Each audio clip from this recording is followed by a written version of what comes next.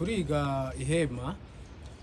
Ihema rigira amazina atatu akurikira: ihema ry'ibonaniro, cyangwa se ihema ry'ubuturo bwera, cyangwa se ihema ry'ibihamya. Ihema ryari igicucu c'ibyo mu ijuru c'ibizaza mu isi. Somye Abakolosayi ibice 2 umurongo wa 17 haravuga ngo kuko ibyo ari igicucu cy'ibizaza, naho umubiri wabyo ufitwe na Kristo. Twongeye kandi gusoma Abaheburayo ibice 8 umurongo waho wa 5. Naho urugero rw'iki gihe turimo, dusomye Abakorinto ba mbere ibice 10 n'umurongo wa mbere kugeza ku murongo wa 4. Umurongo wa 4 haravuga ngo kuko banyabwa kuri cya gitare cy'umwuka cyabakurikiraga, kandi icyo gitare cyari Kristo. Twongeye kandi gusoma mu Kuva ibice 25 umurongo wa 8 kugeza ku murongo wa 9, cyangwa se Abaheburayo ibice 9 umurongo wa 8 kugeza ku murongo wa 10. Abisiraheli bananiwe kwikiza. Dusomye mu Kuva ibice 3 umurongo wa 8. Ihema ni urugero cyangwa se ni ikimenyetso cy'agakiza cyangwa se no kwezwa. Dusomye Abaheburayo ibice 9 umurongo wa 12 kugeza ku murongo wa 13. Ibintu bitanu igicu cyakoraga cyarabayoboraga. Abaroma ibice 8 umurongo wa 14. Icya kabiri cyarabamurikiraga. Kuva ibice 13 umurongo wa 20. Icya gatatu cyarababatije. Yohana ibice 3 umurongo wa 10. Icya kane igicu cyakoraga cyarabagaburiye. Yohana ibice 6 umurongo wa 56. Icya gatanu cyarabamwesheje. Abakorinto ba mbere ibice 5 umurongo wa 23. Ibi bintu tuvuze haruguru igicu cyakoraga, ubu ni Yesu Kristo uri kubikorera itorero. Abatesalonike ba mbere ibice 5 umurongo wa 23. Ihema rigizwe n'ibice 3 bikuru. Igice cya mbere ni urugo rwo hanze, kabiri ni ahera, gatatu ni ahera hahera. Ariko uyu munsi turaganira igice kimwe, urugo rwo hanze. Urugo rwo hanze ni urugero cyangwa se ni umufano w'ibintu bitatu bikurikira. Urugo rwo hanze rugereranywa n'ubwami bw'Imana mu isi, kongera kandi rukagereranywa n'umubiri. Urugo rwo hanze kandi rukongera kandi rukagereranywa n'isezerano rya kera. Hagati y'ingando y'Abisiraheli niho bashinze ihema. Umuryango w'ihema warebaga iburasirazuba.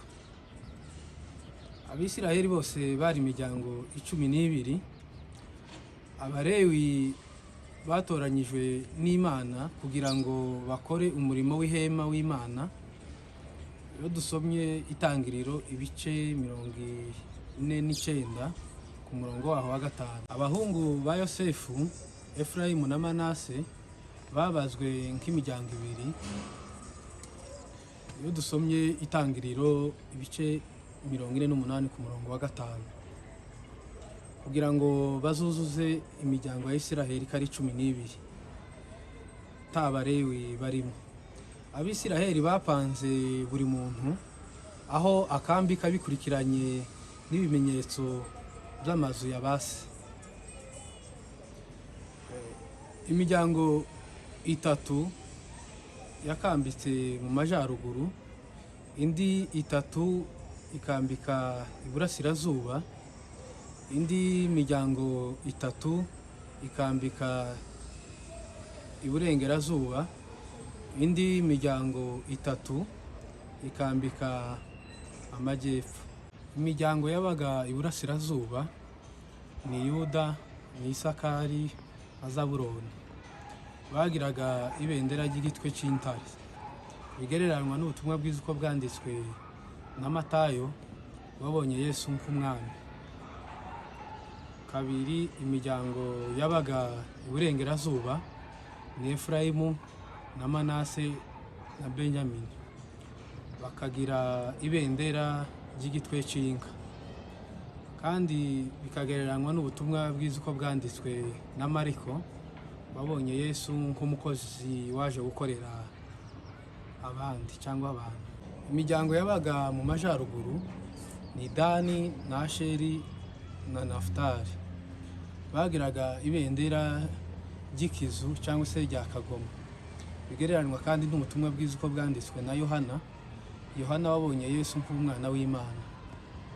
Kane, ni imiryango yabaga mu majyepfo ni Rubeni, ni Simiyoni na Gadi, bagiraga ibendera ry'igitwe cy'umuntu, bigereranywa n'ubutumwa bwiza uko bwanditswe na Luka.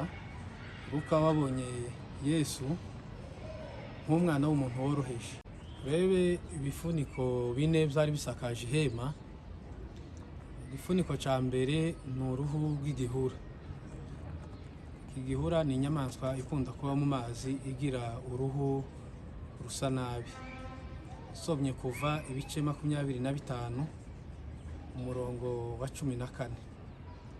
Uru ruhu rw'iyi nyamaswa rwasaga nabi, ndetse n'ihema uru ruhu rwari rusakaje ryagaragara inyuma risa nabi. Usomye Yesaya ibice 53 umurongo waho wa mbere. Bigereranywa na Kristo Yesu umunsi yari ku musaraba ashinyagurirwa, yambikwa amakamba. Ishusho Yesu yari afite ntifuzwaga n'umuntu uwo ari we wese. Iyo dusomye Abafilipi ibice 2 n'umurongo wa 7. Igifuniko cya kabiri wari uruhu rw'intama. Uruhu rw'intama barusigagaho irangi ritukura, bisobanura gucungurwa. Iyo dusomye Kuva ibice 12 umurongo wa 23, kandi byasobanuraga kudukingira kudapfa. Dusomye kandi Abaheburayo ibice 9 umurongo wa 22 na Yohana igice cya mbere umurongo wa 29. Igifuniko cya gatatu bari ubwoya bw'ihene. Dusomye Kuva ibice 26 umurongo waho wa 7. Ubwoya bw'ihene bazabubohemo ibitambaro 11 babisakaze ihema. Usomye Abafilipi ibice 2 umurongo wa 9, cyangwa se Yohana wa mbere ibice 2 umurongo wa 2. Igifuniko cya kane ni igitambaro cy'ibitare byiza bifite amabara 4. Iryo rangi ry'ibitare byiza ni irangi ryo gukiranuka kwa Kristo. Turebe amarangi karane, buri rangi icyo ryasobanuraga. Irangi rya mbere ni umukara wa kabayonga, bisobanura ubumana bwa Kristo. Ubumana bwa Kristo rigaruka inshuro 40 mu butumwa bwiza uko bwanditswe na Yohana. Irangi rya kabiri ni umuhemba, wari umwambaro w'abana. Usomye Samweli wa kabiri igice cya mbere umurongo wa 17 kugeza ku wa 24. Gatatu ni umutuku. Umutuku byasobanuraga gupfa no kuzuka kwa Kristo Yesu. Kane wari umuhengeri. Umutuku wari umutuku wijimye, wasobanuraga Yesu, wasobanuraga umunsi bafashe Yesu n'uyu mwenda bamwambitse. Dusomye Mariko ibice 15 umurongo wa 16. gatanu ibitari byiza bisobanura ubutumwa bune: Matayo, Mariko na Luka na Yohana bisobanura Kristu niwe butumwa bwiza. Dusomye Matayo ibice 2 umurongo wa 2.